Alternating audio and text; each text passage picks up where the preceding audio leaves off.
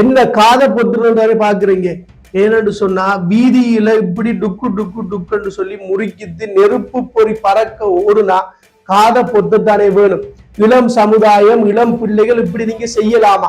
எனக்கே காது வலிக்குது. வீதியில் இருக்கக்கூடிய அம்முமாமார், வயதான நபர்கள், காட்டடைக் பேஷண்ட்டுக்கு எல்லாம் எப்படியான ஒரு அதிர்வையும் காதுகளுக்குள் ஒரு பிரச்சனையையும் தலை இடியையும் ஹார்ட் சம்பந்தமான பிரச்சனையும் கொடுக்கும் என்றதை நீங்க கொஞ்சம் உணரணும். இது கெத்தா? இது என்ன கெத்து? அம்மா அப்பாட காசுல சண்டை பிடிச்சி சாக போறன்னு சொல்லி ஒரு மோட்டார் சைக்கிளை வாங்கி ஆன்லைன்ல ஒரு சைலன்சரை ஆர்டர் பண்ணி அதை பூட்டித்து முறுக்கி முறுக்கி ஓடி என்ன கெத்து அடிக்க போகுதுன்ற கேள்வி. இது கெத்து இல்லை. சமுதாயத்துக்கு ஒரு உற்சாகமாக சமுதாயத்துக்கு நல்லது செய்யறதுதான் கெத்து. குடும்பத்துக்காக உழைக்கிறது தான் கெத்து.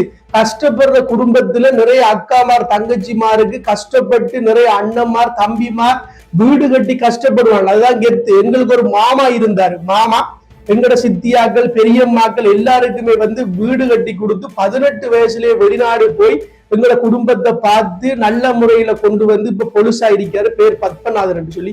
அவரு கெத்து விளங்குது. ஆனா எங்கட அப்பா எங்கட அம்மாவை கல்யாணம் கட்டி அவரு தான் சீதனம் கொண்டுமாங்க வீடு கட்டி எங்களை இந்த அளவுக்கு உருவாக்கி இருக்காரு. அது கெத்து. அது மாதிரி உங்களோட அப்பா அம்மா உங்களை பாக்குறாங்க, உழைச்சி கஷ்டப்பட்டு உங்களுக்கு மோட்டார் சைக்கிள் வாங்கி தராங்க, அவங்க கெத்து.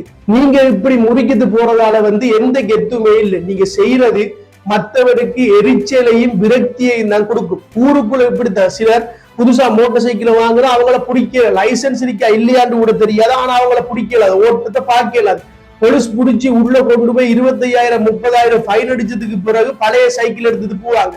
காரணம் என்னன்னு சொன்னா அப்பதான் விளங்கும் இது கெத்து இல்ல. எது கெத்துன்னு சொன்னா அம்மா அப்பாவுக்கு நல்லது செய்யறது, குடும்பத்துக்கு உழைக்கிறதா கெத்தண்டு. இளம் கன்று பயமறியான்னு சொல்லுவாங்க. அந்த பயம் புரட்சியில நல்ல செயற்பாட்டில் இருக்கிறது. பயமறியா என்று சொன்னா இப்படியான வேலைகள் செய்யக்கூடாது. அன்பான உறவுகளே, பைக் எடுங்க, ஓடுங்க, இல்லைன்னு சொல்லல. ஒரு அளவான சத்தத்துல அந்த பைக்கோட வார சத்தத்துல ஓடுங்க. நானெல்லாம் பைக் வச்சிருக்கிறேன். வாங்கினதுல இருந்து பைக்ல எந்த ஒரு மாற்றமுமே செய்யல. அப்படியேதான் பைக்கை வச்சிருக்கிறேன். நீங்க பைக்கை மாற்றி அமைத்து இப்படி சத்தத்தை உருவாக்கி என்னத்தை சாதிக்க போறீங்க? சமுதாயத்துக்கு ஒரு விரக்தியையும் இந்த பிரபஞ்சத்திற்கு ஒரு அநீதியையும் தான் நீங்க செய்யறீங்க. இந்த பிரபஞ்சம் எல்லாத்தையும் பார்த்து கொண்டிருக்கீங்க.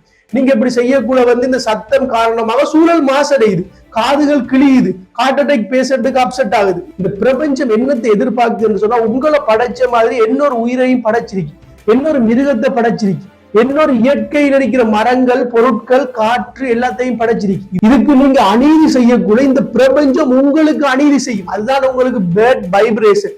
விபத்துக்கள் ஏற்படுறது, தேவையில்லாத முடிவுகள் எடுக்கிறது, சோகம், விரக்தி, வாழ்க்கையில நம்பிக்கை இல்லாம போறது, இதற்கெல்லாம் காரணம் அதுதான். அதால நம்மளை சுத்தி இருக்கிற உயிர்களை நேசிக்கிறோம், நம்மளை சுத்தி இருக்கிற இயற்கை அம்சங்களை நாங்க பாதுகாக்கணும். இப்படி மோட்டார் சைக்கிள் ஓடுறதால எதுவும் நடக்க போறது இல்லை.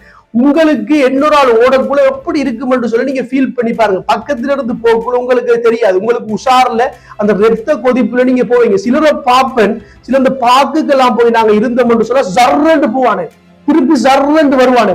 ஏன் அப்படி ஓடுறான்னு தெரியாது. சில உடல் பொம்பளை புள்ளையில பாக்குறதுக்காக போற, அந்த டியூஷன் போடுற புள்ளையில பாக்குறதுக்காக இப்படி முறுக்கி டுக்கு டுக்குன்னு போற. நம்மட புள்ளைகளுக்கு மூளை இல்லையே.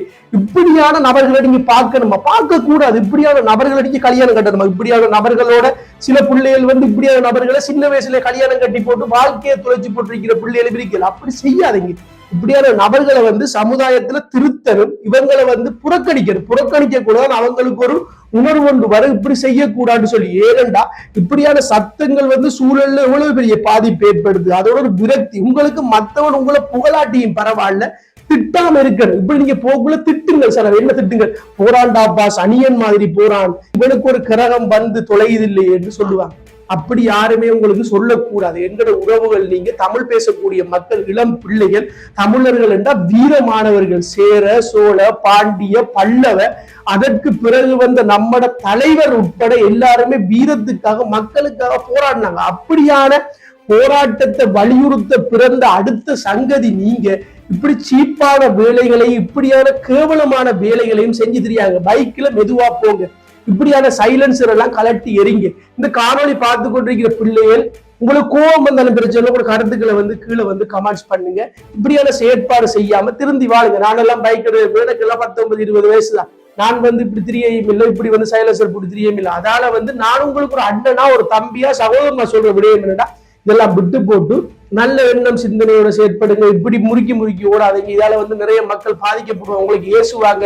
பிள்ளையான ஒரு முன்னுதாரணமாக நீங்க திகழுவீங்கன்றதை கேட்டு யாராவது பிள்ளையா கதைச்சு உங்களோட மனசை கஷ்டப்படுத்தி இருந்தா உங்களோட அண்ணனை நினைச்சு நான் மன்னிச்சு கொள்ளுங்க. மற்றபடி நான் உங்களை கஷ்டப்படுத்துறதுக்கோ கவலைப்படுத்துவதற்கோ துன்பப்படுத்துவதற்கோ துயரப்படுத்துவதற்கோ சொல்லல.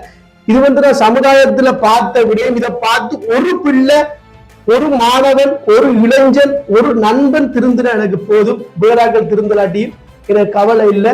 திருந்துவோம், திருத்துவோம், மாற்றுவோம், மாறுவோம். வீழ்வது நாமாயினும் வாழ்வது தமிழாகட்டும். நன்றி.